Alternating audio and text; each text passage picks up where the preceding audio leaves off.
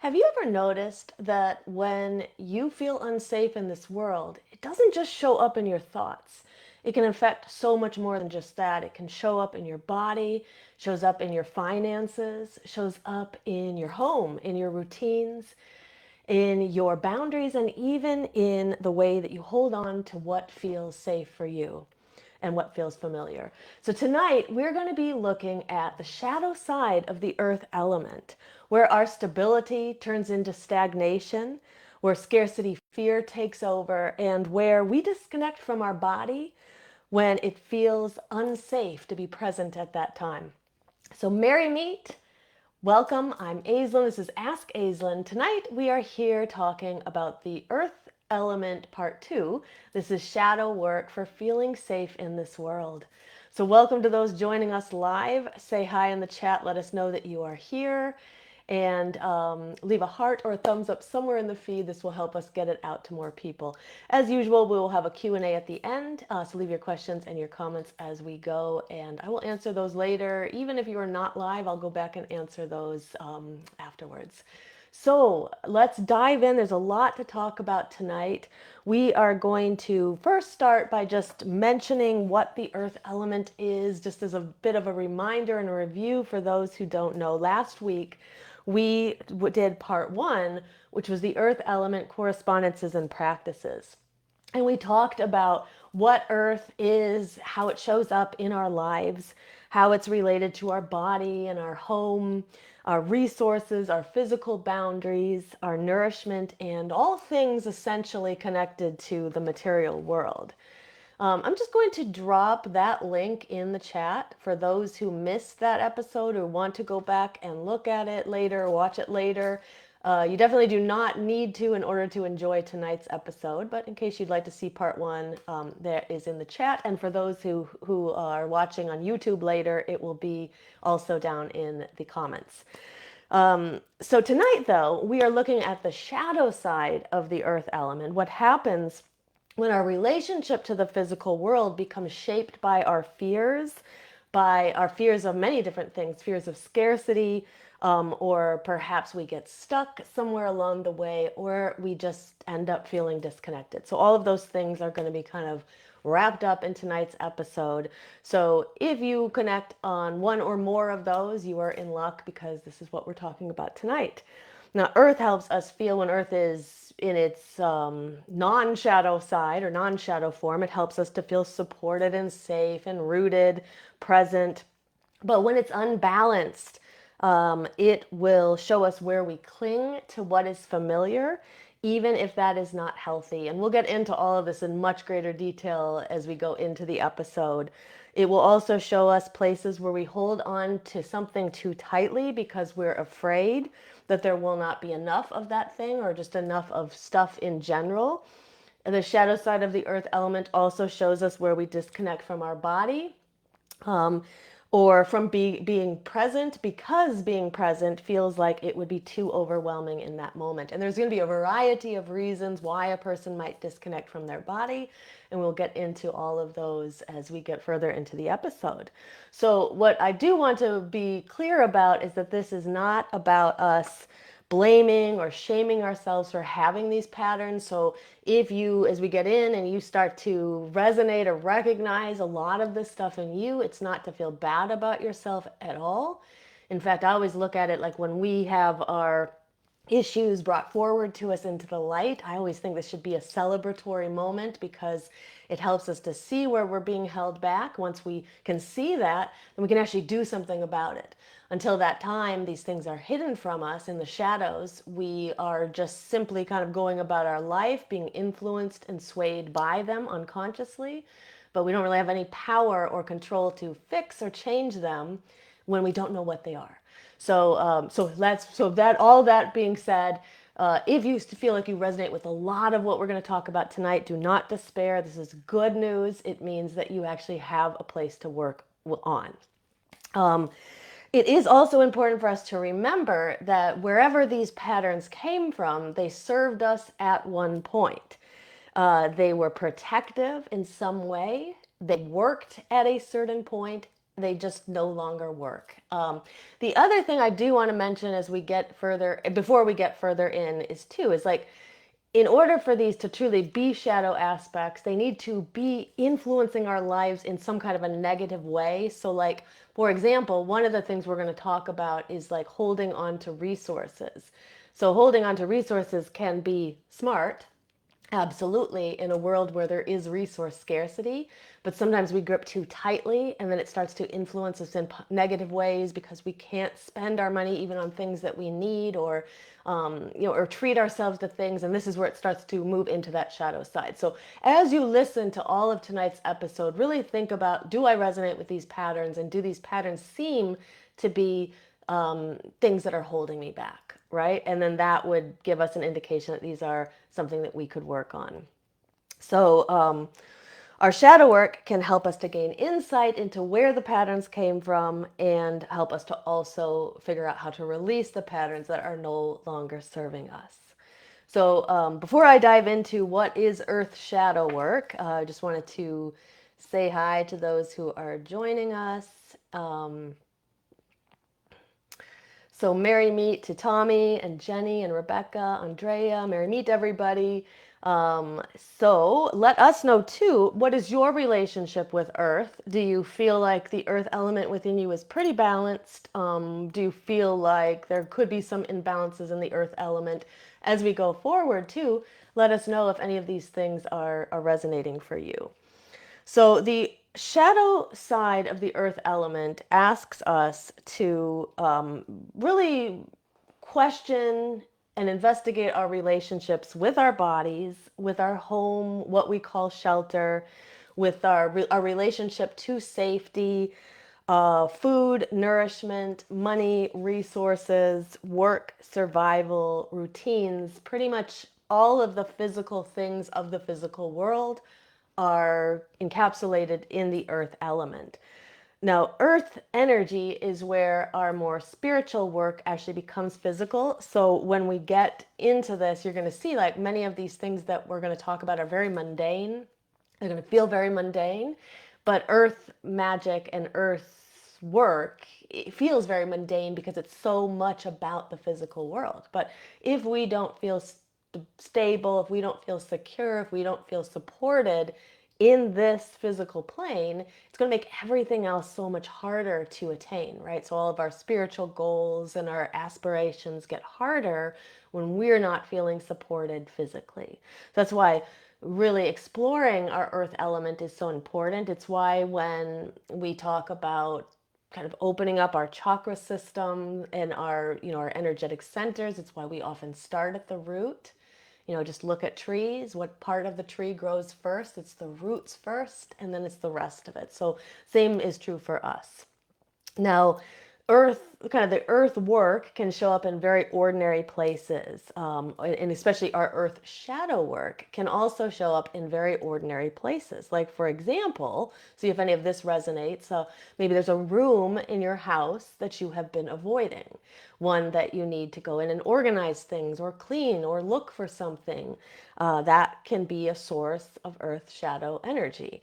It can be a bill that you are afraid to open, or mail that you are afraid to open, or one of my students always struggles with phone calls, like a phone call that you're afraid to return. And sometimes it can't even be, and sometimes it's not even really consciously about fear. It's just like there's something that's holding you back from opening the bill, from going into that room and getting started with organizing, from making the phone call. So that's where all of your earth shadow work can come into play, is when we start to investigate where the resistance is coming from. Now, earth shadow work can also show up in the appointment that you are postponing. Um, the body signal that you are ignoring. So I feel like your body is the barometer that tells us where energetically we are healthy and where energetically we need work. So we have a lot of aches and pains, and it feels like there's a lot of stuck and stagnant energy in places like the jaw or the heart or the hips. These are signs that there is something amiss, right, in the body, in the energetic system of the body. And these can be the body signals that we are ignoring. Our earth shadow work can also show up in the object or the thing or the job or the relationship that you are too afraid to release. So you stay there because you're afraid of what will happen next. So the first place that we're going to start, so we're going to have like three different sort of themes that we're going to explore tonight, and there's going to be practices and reflection questions for each one, and then a nice spell at the end that you can also use.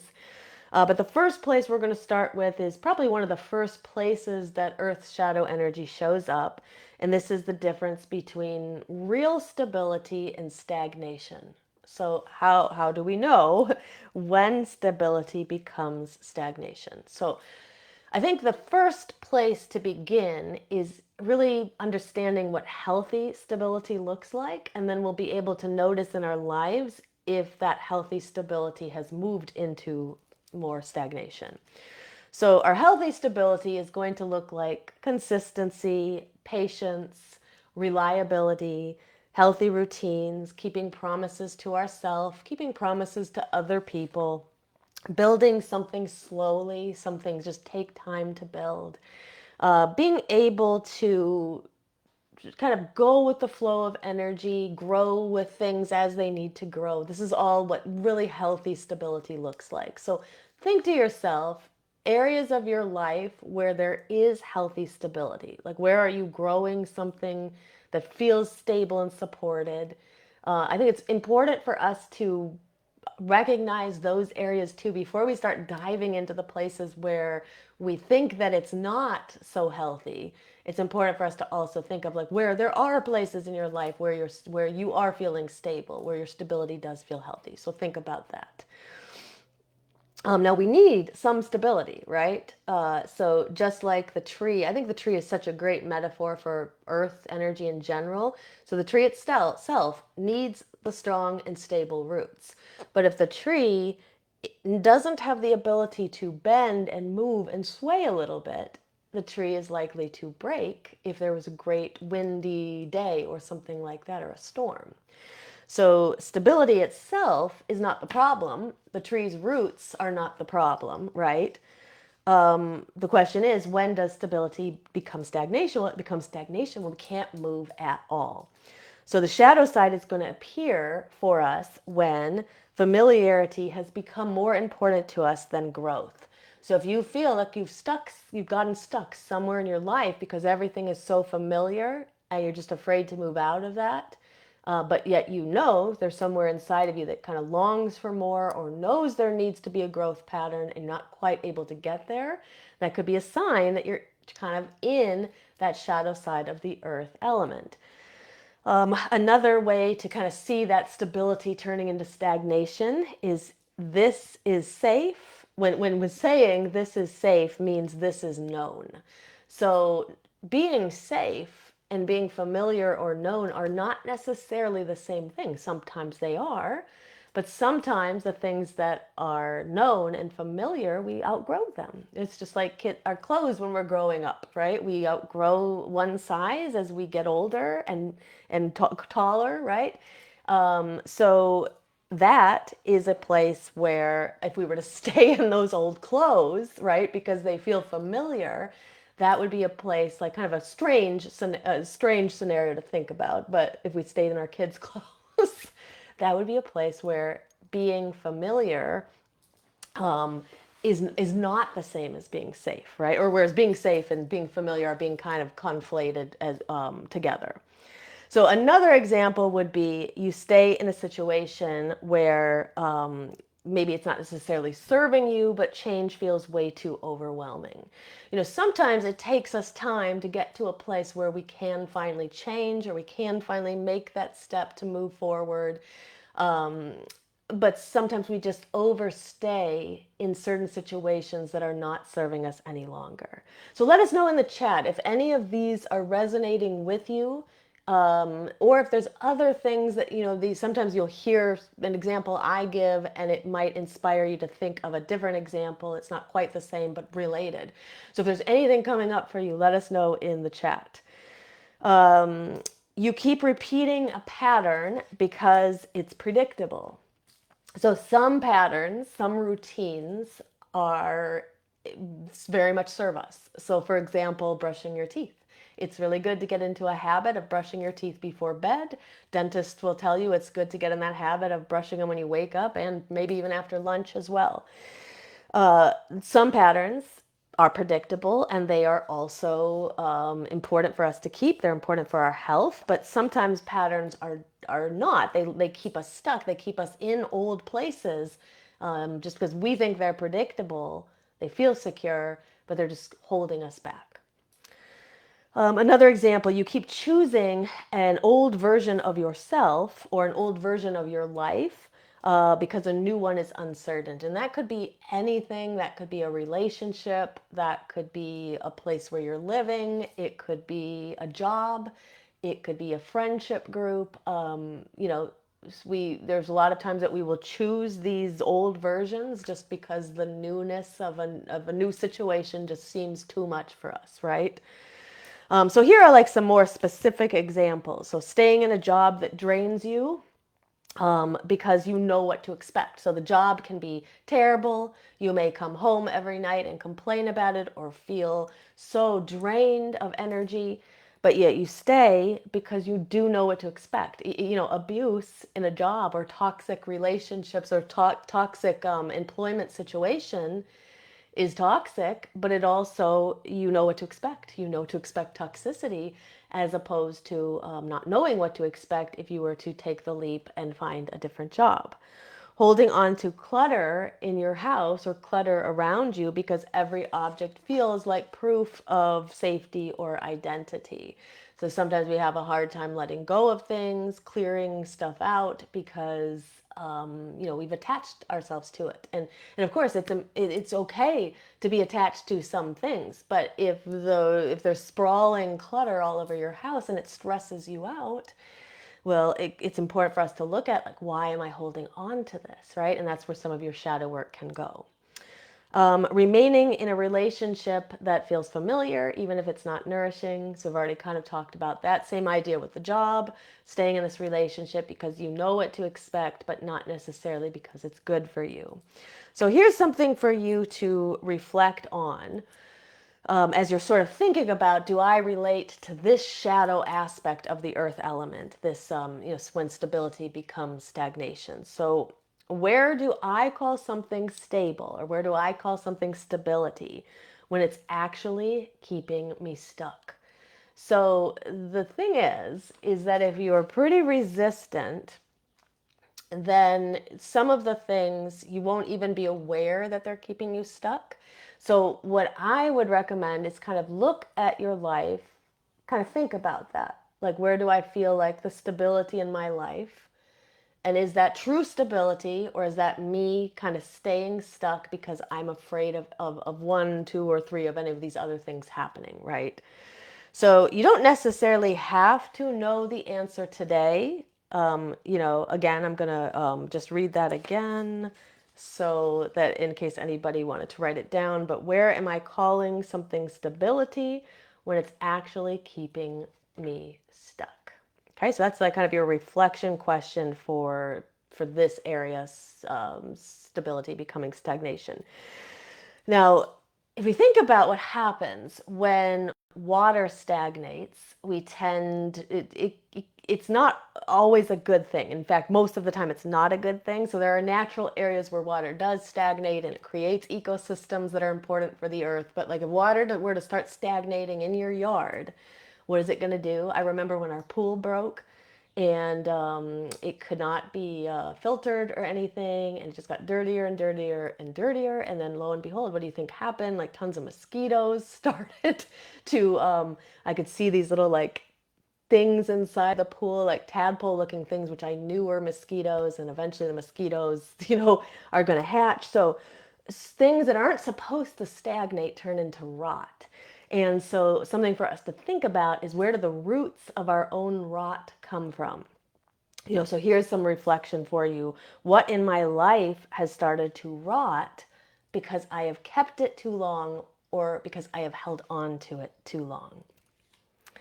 So that's really a question. Again, it's a question that doesn't necessarily need to be answered. If you do know the answer to it, great. Put it in the chat, share it with us, because your work also helps inspire other people who are watching as well. But it's also a question that you can just kind of take with you, carry it with you, and reflect on it as you're doing your shadow work. Whenever there's a time that you're like, I want to do some shadow work, but I'm not sure where to begin, think about what are the roots of rot in your life. What has started to rot because you have kept it or held on to it too long. And then what I would think about after that is, are there little spaces or places where you could start to shift some of that energy? So what is one small little physical thing that you could do in the world that could shift this energy? So for example, clear out one drawer in your house. Everybody has that drawer, unless you're really neat and clean. I do have that drawer. In fact, I have several of those drawers. So clear out one drawer and see how that shifts your energy, right? Clear off your desk space. See how that shifts energy. Do the dishes in the sink. It's surprising how just clearing out space can really help you feel a little bit better, and actually can clear your mind enough to think more deeply about some of these questions. Make one phone call that you've been avoiding. Update one document. Maybe you're looking for a job and you've been meaning to work on your cover letter or update your resume or something like that. So update one document. Move one altar, or so sorry, move one object off your altar. Sometimes people's altar spaces get cluttered. We start to build them and they're beautiful, but then over time, just more and more things kind of show up on them. So maybe just move one thing off or two things off and just get a little bit of space there. Change one part of your routine. It doesn't mean you got to stop brushing your teeth, as the example we gave earlier, but maybe there's a part of your routine that it's not really serving a purpose anymore. So what would happen if you changed that energy up? Sometimes our stagnation, though, is not about the fear of change. Sometimes it is about a fear that there won't be enough. And that is a very real fear. It's a fear that, to me, is becoming more and more present every single day. So we're going to move into that second shadow area, scarcity versus fear of having enough. And but before we do that, I'm just going to return back to the chat. And Merry Meet to Angie and Felicia, who are also here. Merry Meet. So Tommy said, I have found that housework helps, but I still have problems with holding on to stuff. Okay, so that's good. So at least you know that there is something that helps. And so maybe when you feel especially overwhelmed, you can be like, well, at least I could clear out a drawer, or I could sweep or something like that. But if you still have trouble holding on to stuff, it's I think that it may help you, like this next shadow area section is going to help you too, because I think sometimes we hold on to stuff also because it's not just about being afraid of change. It's more about being and this could be unconscious, but being afraid of like needing that thing later, or needing stuff, or being kind of afraid of resource scarcity. I think that one's going to resonate with a lot of people. I know that one definitely resonates with me. And in fact, when I was writing the episode, like everything I was writing, I was resonating with it too. So let's see if that resonates with you when we get to this next one. And Andrea said, oh no, not that drawer. Yeah, so there is that drawer. Everybody's got that drawer. But you'd be surprised what could happen if you shift the energy around that drawer. All right, so keep it coming in the comments. Again, like I said, it really tremendously helps others who are also working through this stuff, and it helps us with the algorithm. More comments mean the algorithm, which is a robot, a computer, helps to, it just helps them know that this is content that people are enjoying. So, okay, so let's get into shadow area 2, scarcity and resource sphere. So scarcity can feel or sound like there won't be enough. So this one also, take a breath. I should just tell you too, like for me, this one, it's like kind of stressful even to read it, because, so I know this is where some of my work is. So if some of this brings up anxiety for you, one of the best things you can do is take some deep breaths. Any breath work you do where the exhale is longer than the inhale is always helpful in bringing your nervous system down. Okay, so here's what scarcity can feel and sound like. There won't be enough. I have to hold on to everything. I can't rest because I might fall behind. So scarcity isn't always about material resources, it can also be about our time. I can't share because I might need it later. I can't spend money because I might need it later, right? I can't spend money on care, joy, or support. So sometimes people are feel like they can only spend money on things that are necessary, but they can't spend money on care or support that they need. So I think it's important to remember about this shadow area is that it's not just about money. It can show up, it will show up predominantly in the way that you relate to money or lack of money, but it will also show up around time. It can show up around energy. It can show up around attention. It can show up around food, which can be connected to money, but sometimes can be totally unrelated. It can show up around help, like feeling scared. There's a scarcity of help, or a scarcity of rest, or a scarcity of space, or a scarcity of opportunities. So I'm going to get into some examples, and then I'm just going to share a little bit my own reflections on like kind of collectively where this also comes from, and then what we can do about it individually too. So here are some examples. Hoarding because what if I need it someday? So, if you grew up in a place where resources were scarce, keeping things is smart, finding things is smart. I am, always like, I'm always looking for things, that we can. I've inherited like a lot of like I shouldn't say inherited, but I've received like a lot of furniture from people, or like people were moving and they said, oh, I have this bed, or I have this dresser, or I have this or that, and I'm always the one who will say yes, I will take that, and so I've acquired most of my furniture that way. Um, where am I going with this? Because it seems unrelated to what I'm talking about in the moment. Oh, I guess what I'm saying is that sometimes I will just take things, even though I don't need them, I will take something because what if I need it someday? So once I took like a big um, aquarium thing for like a chameleon, because what if I got a chameleon someday? Even though I had at that time I had the three giant iguanas, so like sometimes we take we fall into that thing of like what if I'm going to need it. um, Overworking because it feels irresponsible to not work or not to overwork. So if you're somebody who works a lot, then really think about, why am I doing that? Why am I overworking? Am I overworking because it feels irresponsible to rest? Not using good supplies. Okay, this one I relate to a lot. Not using good supplies because you're saving them for later. So this is something that I've noticed a lot of. Like I have a whole set of dishes that I bought to replace a second set of dishes, and first set of dishes, and since then many of those first set have broken, but I still have the second one in a box. Because what if I need it later? Well, I need it now, so why am I not using it now, right? Or holding on to like not spending money because like what if I need it later? But you need something now, right now, right?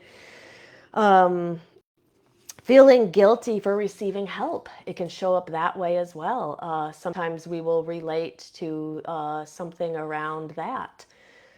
Feeling anxious, spending money even when the purchase is necessary. So this is something like it can feel stressful to spend money. Like sometimes for me, it'll feel stressful to go out and have to buy like goods, needs, food, things that we actually need.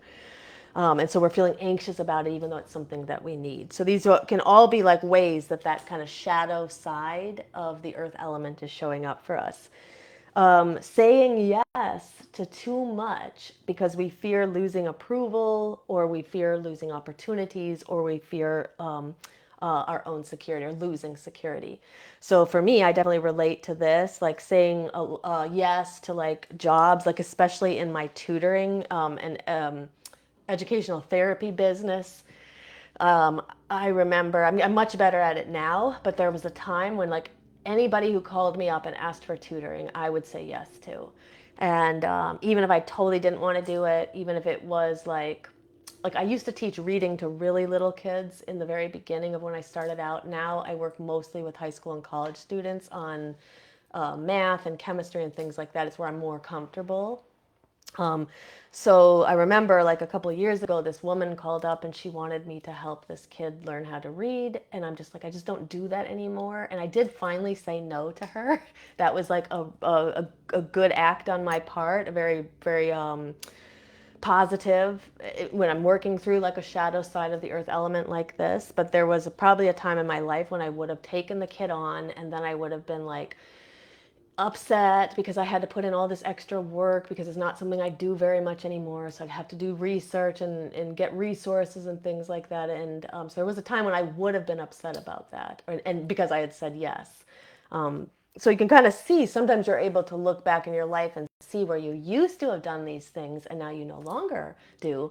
And that can also be a good way to be able to track your progress. So let us know in the chat, if you relate to anything like this where scarcity, you have scarcity fears or something like that, force you to do things that you wouldn't normally do or hold on to things you wouldn't normally want to hold on to or like force you to not spend money or things like that. I think the important thing, the most important thing for us to remember about this one is that our scarcity fears are not irrational. Many of us deal with financial stress and real instability and real health concerns and real things. So some of this, and in fact, most of this is going to have a real foundation. It's really true that we feel insecure. I think the issues with it is not just about like thinking abundantly and trying to change our relationship with scarcity. It's about how to tell the difference between when we're being wise and preparing for something and saving something or not spending something and when we're just in fear-based gripping and clinging and holding on to something. So when we're wisely preparing for something, we care for our resources, we make choices that support our future, we prepare in reasonable ways, we have enough, but we're not like hoarding things. We use what we have with intention. So when we buy things, we actually use them, right? Not just save them in case we someday need them.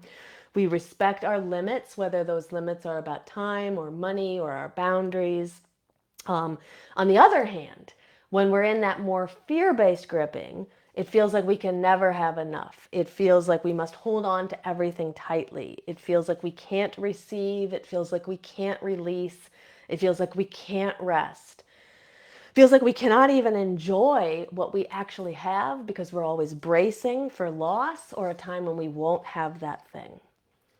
So I will tell you also an interesting place for me where this has shown up is in video games. So I play a lot of cozy games where you gather resources. Like I've always loved Animal Crossing. I play Dreamlight Valley. Recently I'm playing Pocopia. And I save so much stuff in these games. And then I actually will like rather than use my resources in a game, it's not even real life, right? It's just a game, but rather than spend my resources in the game to actually get things, tools or things that would make the game easier to play, I hoard all the resources. And so it's definitely like if you when I started to kind of think about that, I was like, this is all of this showing up in the video games too. But what I was saying here is, there is a real reality to scarcity, and scarcity is becoming even worse as we are moving into the future, especially the right now. It seems very dire and very scary for many people because they feel like they don't have enough. The rising gas prices, rising food prices, so all of this is very real. So it's not to negate that. It's not to just say, think positively about it or abundantly or something like that. It's rather to just start to question where the fears come from, start to release a little bit. We don't have to cling so tightly. And we'll feel a little bit better if we can let go of a little of the fears, right? So here's a shadow work question for us. Where am I protecting my resources? And where am I being controlled by fear of not having enough? And that will help you kind of differentiate. So like in the video game, for example, This would be, I'm being controlled by the fear of not having enough. That's not about wisely saving, right? And so the same thing may go for other aspects of my life and your life. Like when you look at your life, where am I, you know, where am I protecting the resources versus where am I being controlled by the fear of not having enough? So here are a few other questions to think about. So I think, like, to really begin to work through this, it starts with identifying it. It starts with identifying the places where we're clinging too tightly, and then starting to ask ourselves, where does it come from? So, is there a fear-based reality, past experience, inherited fear, or is there collective anxiety? So right now, of course, there's a collective anxiety. A lot of people are feeling this. Some of you guys may have also inherited this through family members. So like my grandma, she grew up during the Great Depression, and so she would always talk about saving, and I learned a lot about saving from her. And my grandpa on my other side was a farmer, and our family grew up on a farm, and so it's always about like saving resources. So some of it we just inherit through our relatives. Some of it we may inherit through past experiences because we struggled at some point.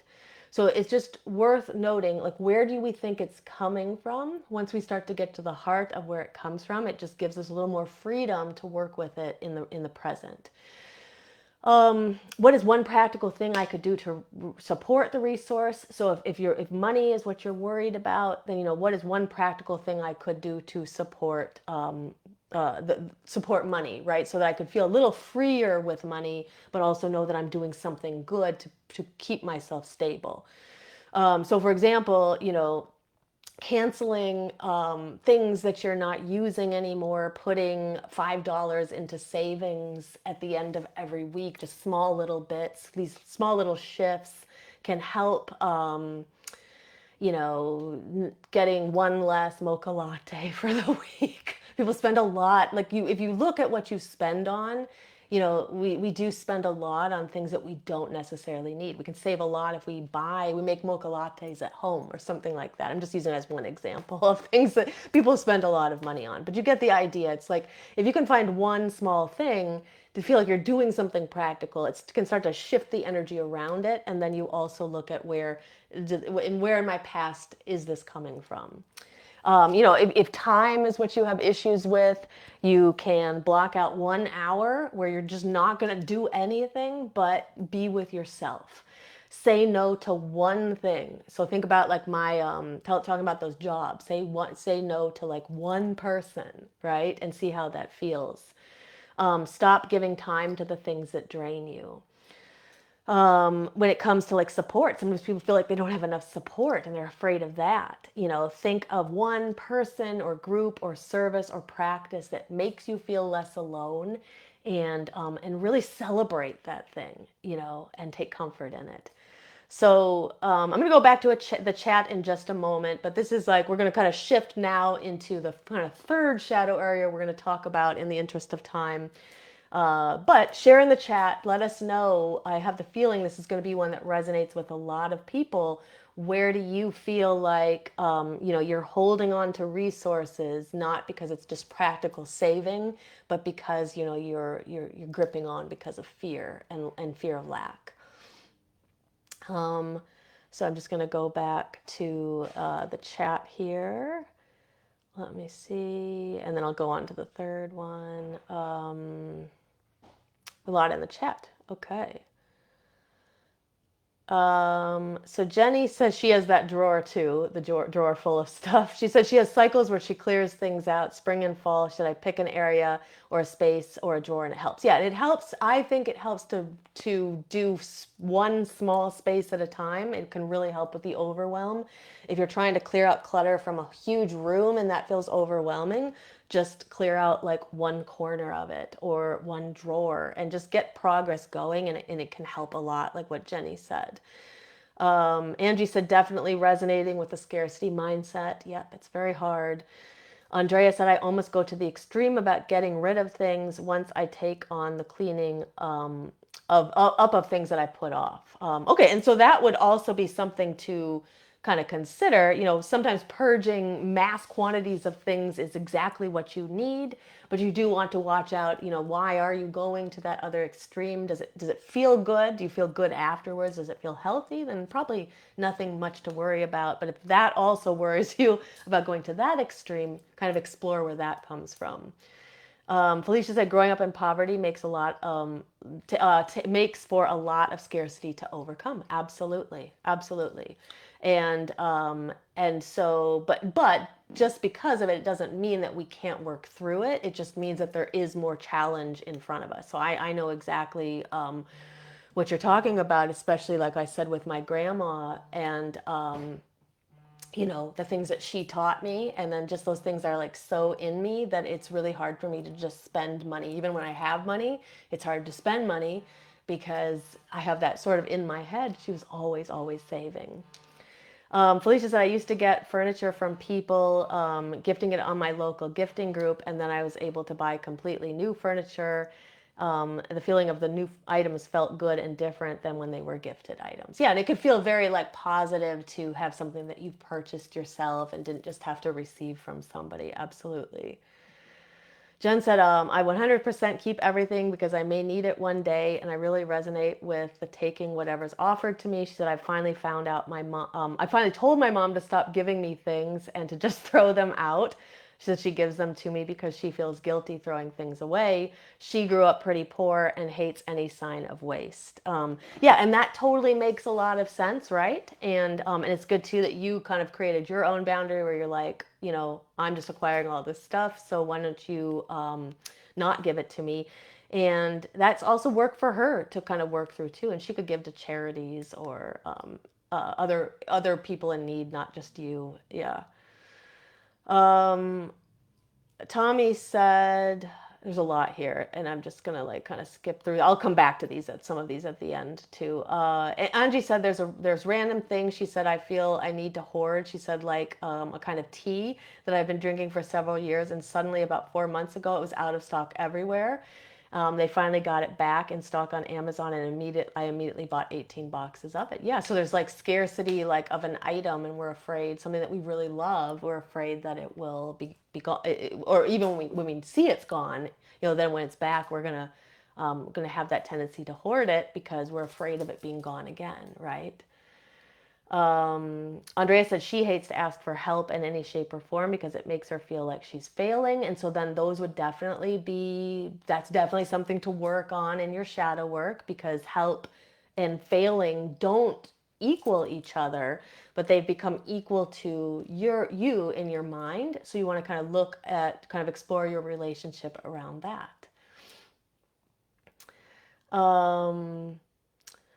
Okay, so let us keep going. Tommy said a little at a time helps him when he remembers to do it. Yeah, so like when you're clearing out things. Yeah, definitely taking things in small steps is oftentimes the way to go, especially for people who feel overwhelmed about big things. Um, Now, Felicia said she felt like she was forced to purge when she had her eviction scare, and now she feels a little bit lighter. And now she feels lighter. And that is something very interesting. It certainly did not feel good when you were in the eviction scare, and it probably didn't feel good when you were like getting rid of things, but afterwards it can feel a lot lighter to just have less stuff. Okay, so let me go on just in the interest of time. So I'm going to go on to the next idea. So this next idea is feeling disconnected from the body. So Earth is our body. It is the most physical of all of the elements. So we always talk about earth, air, fire, and water being the kind of the physical elements because spirit is more like etheric. But earth is the most physical of all of those elements. So this is connected to your body, to your bones, your teeth, your skin, your muscles, hunger, fatigue, pain, pleasure, rest. Your physical limits, your body is definitely connected to the root chakra and also to the need for shelter, food, safety, and care. If anybody knows Maslow's hierarchy of needs, the earth element is all the way at the very bottom, the base of the pyramid. For those who don't know what Maslow's hierarchy of needs is, very briefly, it's just a pyramid with different layers that tell us about all the needs that we require. And the ones that are at the very base of the pyramid are like these very physical needs, like we need air and we need water, right, to keep us alive. We need food.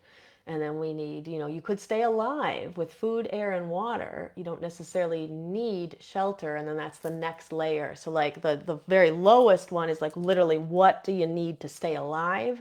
And then the layers above that are like, what do you need to actually have a happier life? So the earth is the element of our embodiment.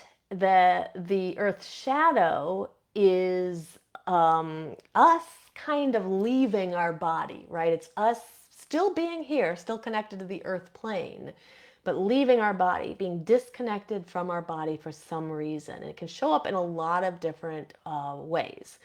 It could be that we ignore our hunger, our thirst, our pain, or our fatigue. So sometimes people don't even really think about this, but do you listen to your needs? Do you eat when you're hungry? Do you drink when you're thirsty? Do you take care of the pain you're in and rest? Do you take care of the fatigue you're under and rest? Or do you just push through it and ignore it? The more we ignore it, this is something we know about eating disorders. The more a person ignores hunger signs and hunger cues, the body just stops sending the hunger cues because you're going to ignore them. So the same goes with fatigue. If we're fatigued, the body will stop sending all of the fatigue cues and we just get more and more and more fatigued. Body disconnection can look like treating rest as something you have to earn or something you have to deserve, even though rest is like in Maslow's hierarchy of needs and it's pretty low on the pyramid. In fact, we need rest to live. We need sleep to live, or you won't live. If people don't sleep, they die eventually. I'm not meaning I'm meaning people who don't sleep at all. But uh, pushing this is also about pushing past our physical limits. Sometimes pushing past physical limits is okay and it's necessary. To do great feats of strength, we do have to push past physical limits. But if we're consistently pushing past them for really no reason, that's where our body disconnection comes into place. Not noticing stress in your body when it's coming up. Again, like all of the signals, hunger signals and thirst signals, the body will stop sending as many if we don't listen to them. Avoiding medical or dental care because you just don't want to deal with it. Living mostly in your head with your emotions, up in the spiritual realm and just not being connected to your body at all. Using spiritual practices to bypass what your body needs, being like, oh, I'm not going to deal with that right now. I'm just going to like be up here in the ether. Well, the reality is we incarnated, we came here for a reason, and so we want to understand the reason why we're on earth. And so we do need to be connected. And as witches, we should also be kind of mindful of the fact that as a witch, witchcraft itself is a practice, whether we call it a religion or a practice. It's something that connects us to the earth, right? It uses the elements of the earth. It uses the things that we find here in the natural world. And so we can't just be up in these etheric planes all the time. We need to have body connection.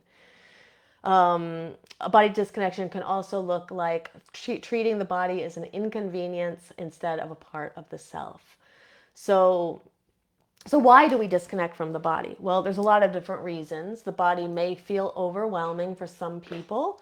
Some people just have a relationship with it. Maybe they've been abused physically or sexually or something like that, and their relationship with their body has become fractured because of that. So the body, being in the body, can just feel overwhelming. The world feels unsafe outside, and so that can send us off into kind of daydreams and sort of being up in the etheric plane.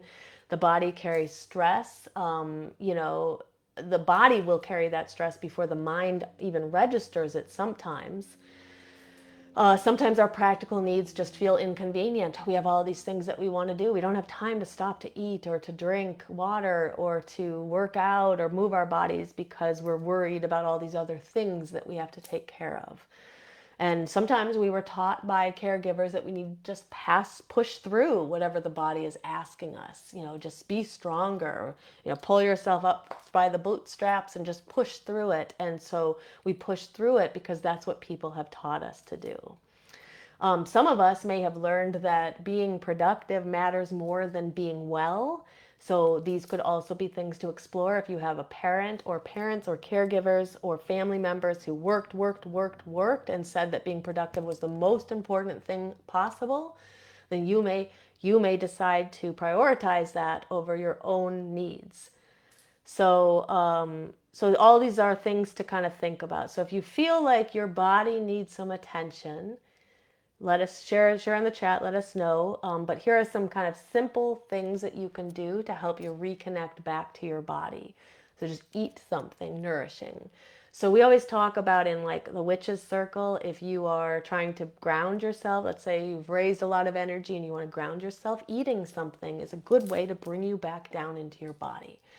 Drinking water, resting before you collapse, stretching or walking or doing some kind of intuitive movement, making an appointment with a doctor if you need to follow up on medical things or you need your physical or something like that. It's just sitting outside and just being with the earth, touching a stone, touching a blanket, touching a tree, touching the floor, touching something grounding. Naming what your body is asking for, saying it out loud, makes it harder to ignore. So you may need to get up and eat something, but you're stuck doing work, right? Or you're taking care of somebody or taking care of other people's needs, but you need to eat too. And so you can say it out loud, or I need water, or I need food, or I need rest, or I need just a minute to myself. Or asking your body, what is the next physical need that I need, or what is the most important physical need that I need right now? So, a question for you: where have you been asking your body to carry you? Carry your life, carry your schedule, carry your boundaries. Where have you been asking your body to carry all of that stuff? And and where does that need to, what have you been asking your body to carry? And what needs to change around that? So here are some things to kind of think about.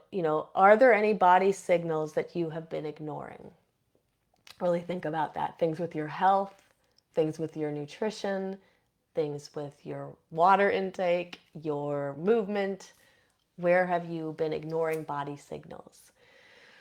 And what does the signal need? So the signal may be like, I don't feel good. It could be that you just feel tired or fatigued. What is it really asking you for? Is it asking you for attention, for care, for rest, for movement, for food, for medical support? What is it asking you for?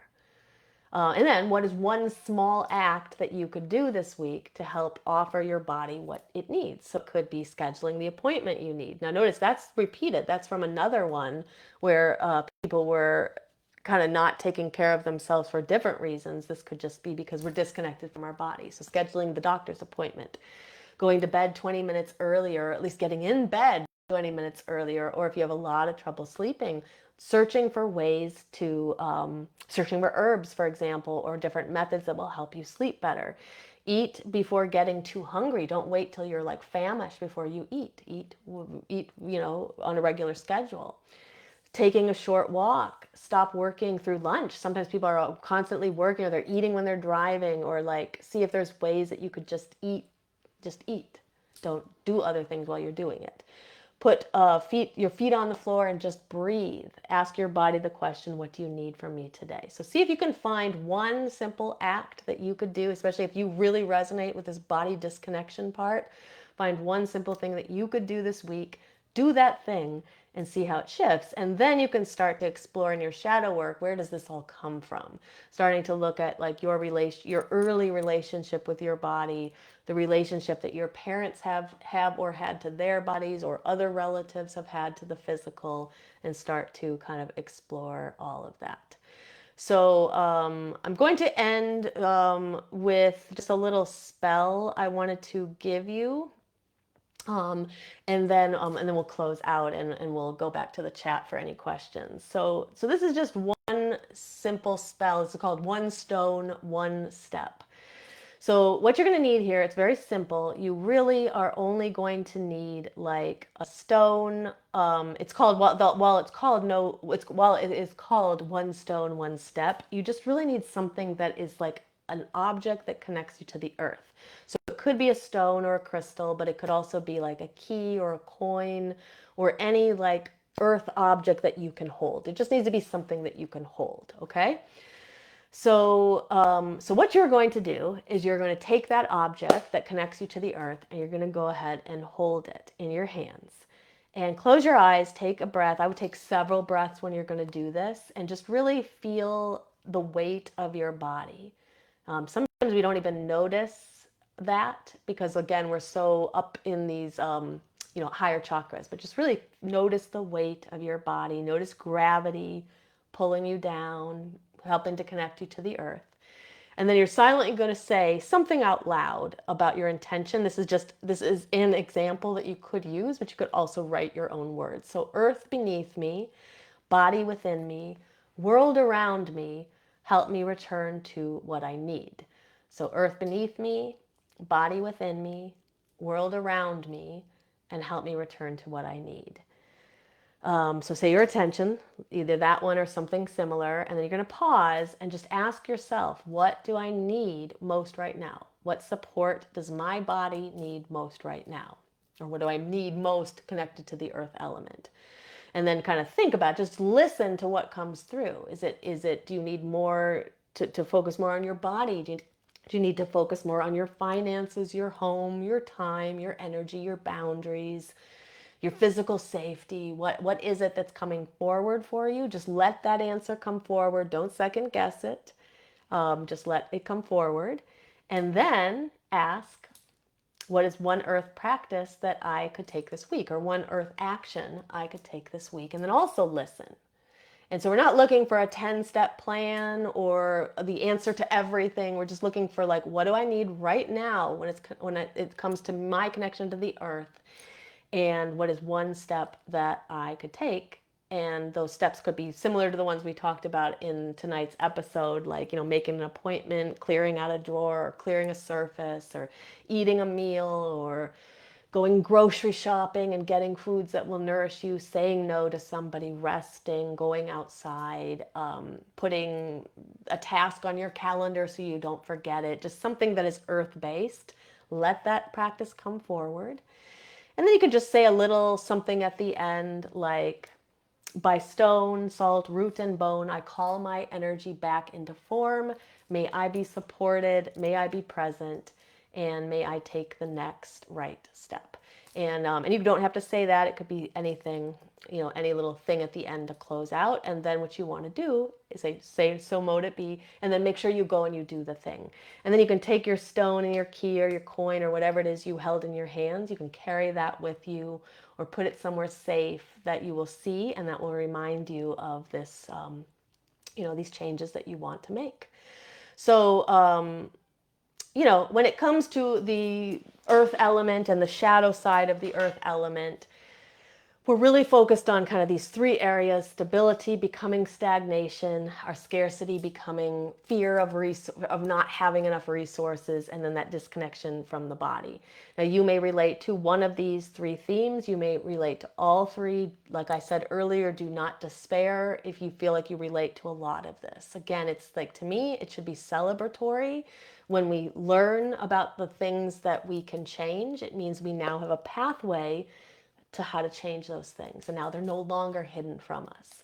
So earth shadow work is not forcing, it's not about forcing you to feel safe when things feel uncertain. Things will still feel uncertain in your lives. It's really about noticing how fear shapes your habits, your body, your resources, your relationship to resources, your choices, and then asking yourself the kind of support you need right now.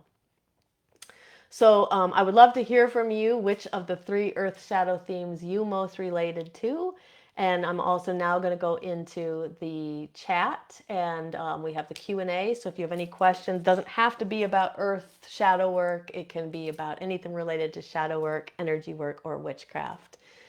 And I didn't have any questions. I did not have any questions that were sent to me today for this episode. But if you guys have any questions, put them in the chat. And if you are watching back later in replay, you can put your questions here too.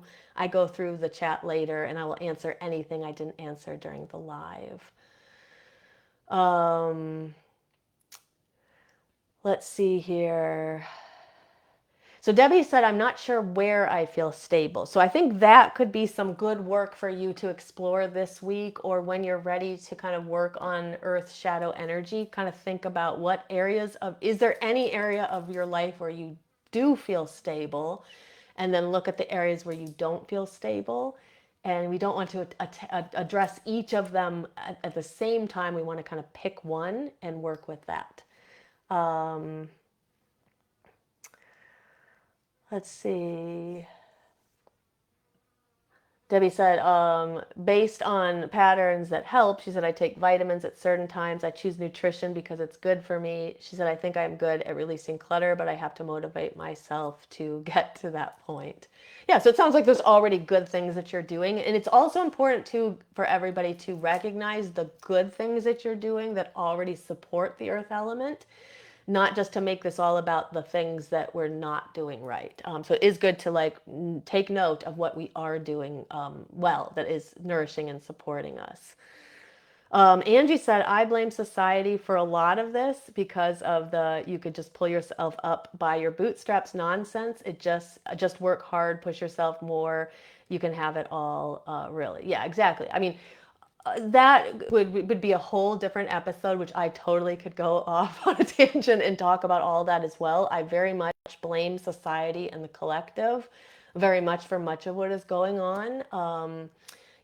Society has this mentality. I think the thing we also have to remember is who injected that idea into society is like people in power with lots and lots of money. There's a lot of hoarding. I believe that the collective root chakra is very messed up. There's a lot of hoarding of resources. I always say it's like Smaug the dragon. For those who don't know from The Hobbit, Smaug sits on a big, big pile of gold and hoards all this gold. And that's really, there's a lot of hoarding of resources in our world. And there's so many of us who struggle day to day because of the hoarding of those resources. So there's very much this imbalance between who has stuff and who doesn't have stuff.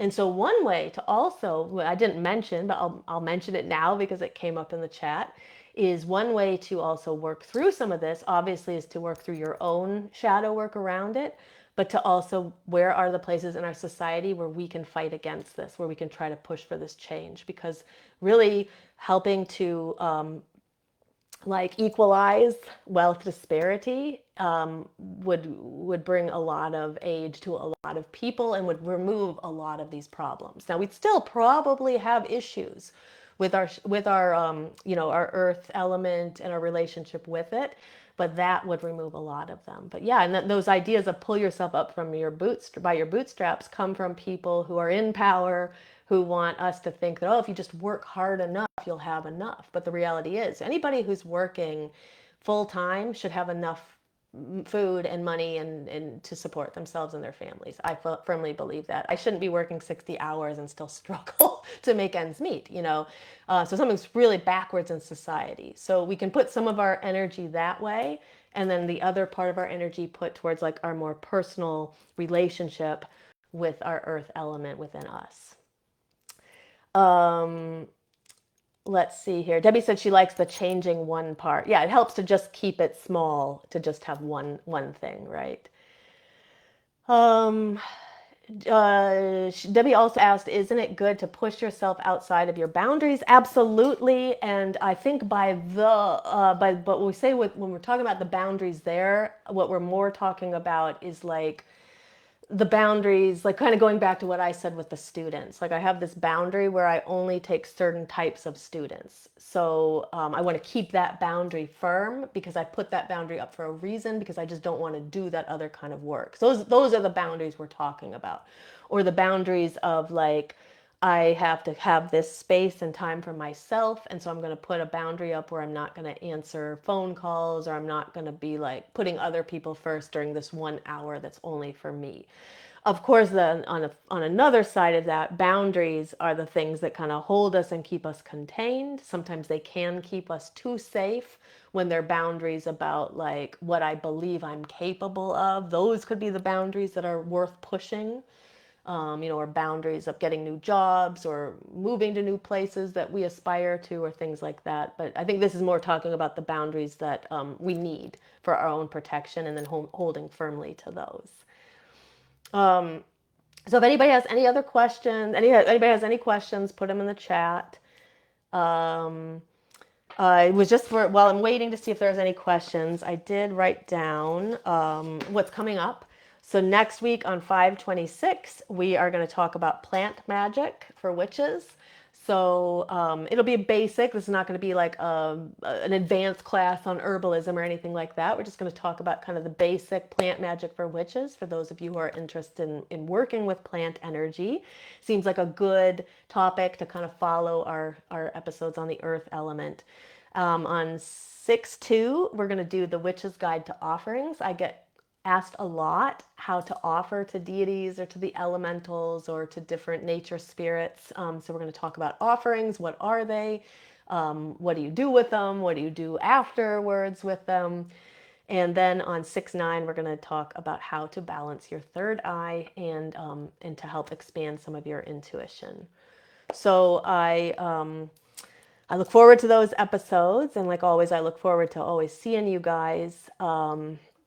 So I think I'm gonna end now. But if I missed anybody's questions or comments or anything in the chat, I will go back afterwards and I'll look at those. I'm gonna drop in the chat anybody who wants to watch episode on the Earth Element episode part 1. That link is in the chat for you on YouTube. That will also be down in the comments if you want to go back and watch that, or you didn't get a chance to watch it. I also really recommend that you get on our mailing list if you're not already on it.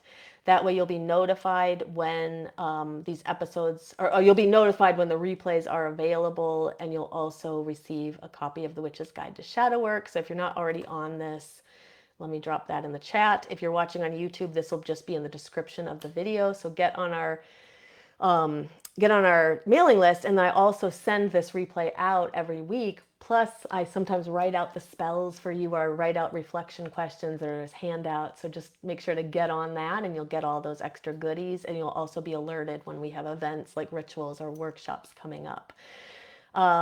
Make sure to leave a heart or a thumbs up somewhere in the video. That will help us get it out to the feed of more people. And also, if you are a member of the Body Mind Witchcraft Facebook group, if you're not seeing our posts coming up in your feed, make sure to go to our group page so you can see the posts. We're having a major issue. We have this one post that I gauge our what's going on with our group by that one post on Tuesdays.